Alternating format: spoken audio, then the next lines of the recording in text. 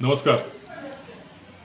कालची एक अपघाताची बातमी वाचली ज्याच्यामध्ये आमचा प्रदीप प्रकाश ढेबे हा अपघातामध्ये मृत्युमुखी पडला. 21 वर्षाचा तरुण होता आणि तो आपल्यामधून निघून गेला. मृत्यूनंतरही त्याच्या यातना त्यापासून काय त्याला सुटू देत नव्हत्या.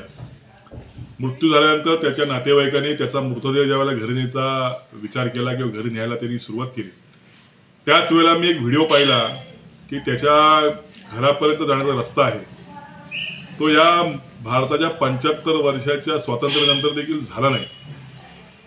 आज त्याचा मृतदेह जवळजवळ 2 ते 3 किलोमीटर चालत नातेवाईकांना घेऊन जावा लागला. ही परिस्थिती आमच्या या मतदारसंघाची आहे.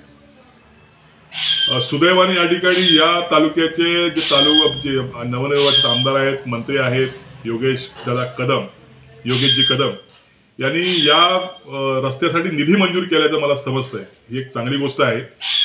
परंतु काहींनी समाजकंटकांनी हा रस्ता अडवलेला या ठिकाणीची माहिती मिळते. खरं तर माझी प्रशासनाला हात जोडून विनंती आहे की हा वावे ढेबेवाडी धनगरवाडीचा रस्ता आणि केंद्रीय तर्फे करकरायवाडीचा रस्ता ताबडतोब या ठिकाणी सुरू करावा. ज्या ठिकाणी कोणी हा रस्ता अडवलेला आहे त्या रस्त्याचा ताबा प्रशासन सिंगल हँडेड एक हाती घेऊ शकतं.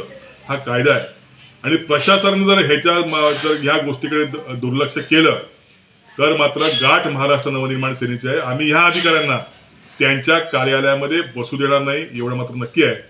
त्वरित या सगळ्या प्रकरणाची गंभीर दखल घ्यावी आणि कामाला सुरुवात करावी ही विनंती माझी प्रशासनाला आहे.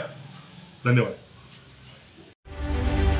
रत्नागिरी 24 न्यूज चॅनलला आताच सबस्क्राइब करा आणि शेअर करायला विसरू नका.